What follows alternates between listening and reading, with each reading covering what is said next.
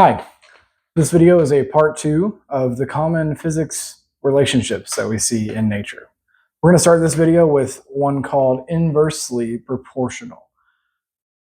For inversely proportional relationships, when you have two different quantities and you increase one quantity, the other one goes down. That's why it's called inverse. They operate inversely. And it goes down by the same factor or proportion that you changed the first one by.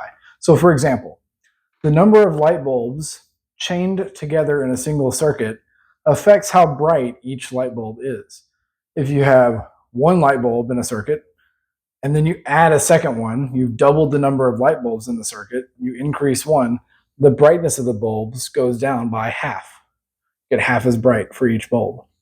If you add three light bulbs in a circuit together, then the brightness drops to 1/3 its original brightness. So whatever change you make to the first one, it's the same change that happens to the second quantity, but it's the inverse of the change. So it's you multiply by 3 and you divide by 3. That's the inversely proportional.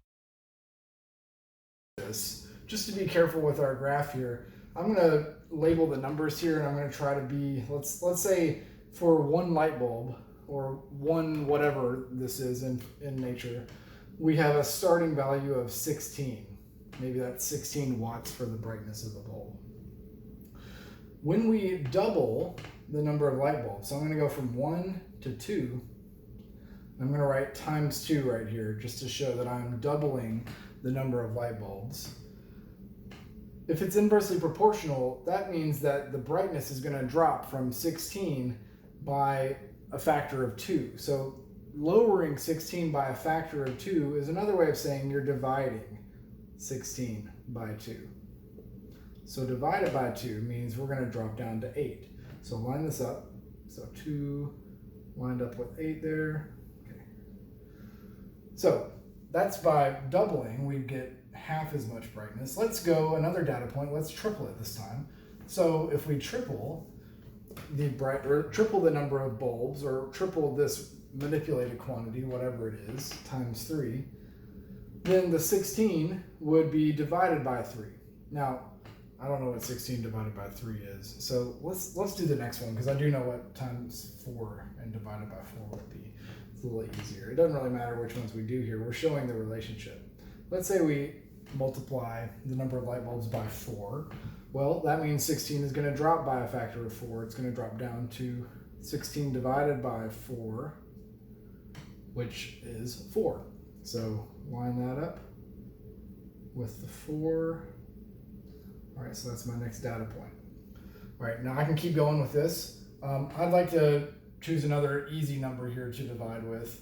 So let's say I change the number of light bulbs to 8 light bulbs. I'm really getting a long chain of light bulbs here, or this applies to other relationships in nature too. So I make it 8 light bulbs. So that's going to be times 8. Well, that's going to cause my original number of 16 to be divided by 8. So that's going to drop it all the way down. Oh, I didn't draw that correctly there. It's going to drop it all the way down to 2. This whiteboard is about to fall. That would be embarrassing. I'll try to prevent that from happening. Okay, so now I'm going to line this up again.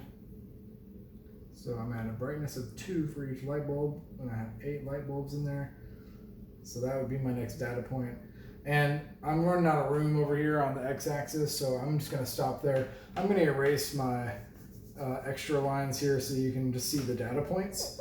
In physics, whenever you're trying to discover a mathematical relationship, you want to just have data points, and you want to see if you can detect any pattern. And so whenever you're doing an experiment, you won't get any of that stuff that we just did, but you'll get this. You'll get the data points.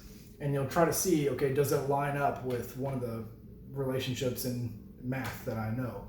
And this one is inversely proportional. And I'll try to draw a line that best fits this pattern here.